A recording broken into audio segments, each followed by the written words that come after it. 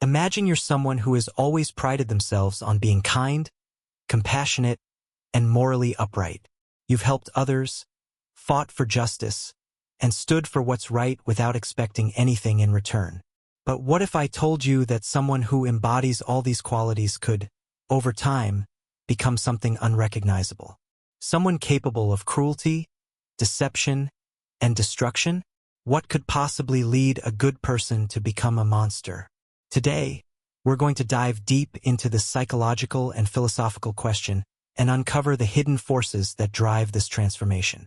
And by the end of this journey, you'll not only understand why good people turn bad, but also why you are far more vulnerable to this shift than you might think.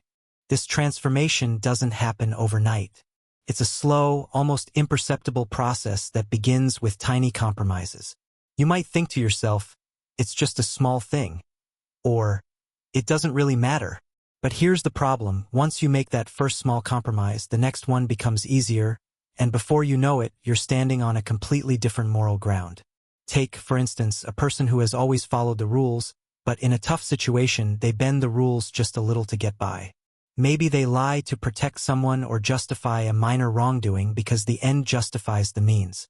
Initially, these actions feel harmless, but over time, they reshape your identity. What was once unthinkable, hurting someone or lying for personal gain, becomes easier to accept. The scary part is, most people don't even realize they're changing until it's too late.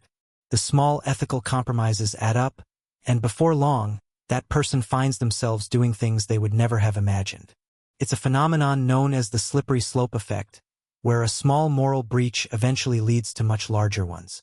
It's this gradual erosion of ethical boundaries that's so dangerous, because it happens in the shadows of our everyday lives, often unnoticed.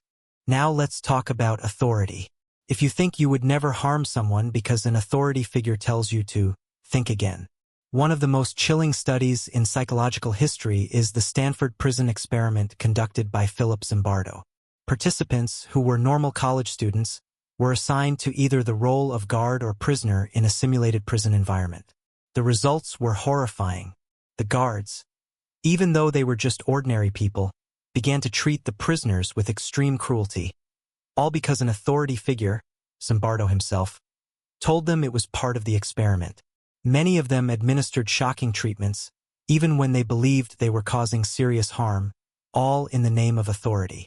This experiment revealed a terrifying truth.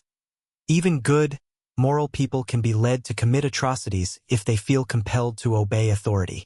They may not act out of malice, but rather from a sense of duty or fear of consequences. They justify their actions by telling themselves, "I was just following orders." This gives us insight into how ordinary people can commit extreme acts, not out of evil, but simply because they were told to. And it's a powerful reminder that our moral compass can easily be overridden by authority figures, making us vulnerable to harmful actions. Now, let's talk about group identity. The power of belonging to a group, whether it's political, religious, social, or ideological, can shape your views in ways you might not even realize. The moment you become deeply attached to a group, your sense of morality becomes warped. You begin to view those outside the group, your enemies, as less than human, as inferior or undeserving of your empathy. This is known as dehumanization, and it's one of the most dangerous tools in turning good people into monsters. When you stop seeing someone as fully human, you free yourself from the moral restraints that would normally prevent you from causing harm. Think about history. So many atrocities were committed by people who once considered themselves to be good, moral, even righteous.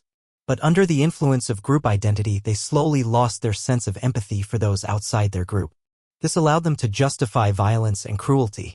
It's not that they woke up one day and decided to become monsters. It was a slow process, fueled by small compromises, obedience to authority, and the belief in an us versus them mentality. Here's where it gets more insidious. Self-justification. People rarely see themselves as villains, even when they are doing terrible things. Instead, they create stories in their heads that allow them to believe they are still good, still on the side of justice. This is called cognitive dissonance, a concept developed by psychologist Leon Festinger. When our actions contradict our beliefs, it creates discomfort. Most people don't change their actions to align with their beliefs. Instead, they change their beliefs to justify their actions. Imagine someone who prides themselves on being ethical but ends up harming others. Rather than admit they've crossed a moral line, they might tell themselves, "I had no choice," or "they deserved it." This self-deception allows people to continue harming others while maintaining their self-image as good, moral people. It's a dangerous cycle because the more you justify your harmful actions, the easier it becomes to cross further moral boundaries. But there's another layer to this moral licensing. When people see themselves as morally righteous, they often feel justified in doing bad things. For example, someone who donates to charity in the morning may feel less guilty about lying later that day. This illusion of righteousness is often what allows people to harm others while still believing they are on the side of good. So, how can we stop ourselves from becoming the monsters we fear?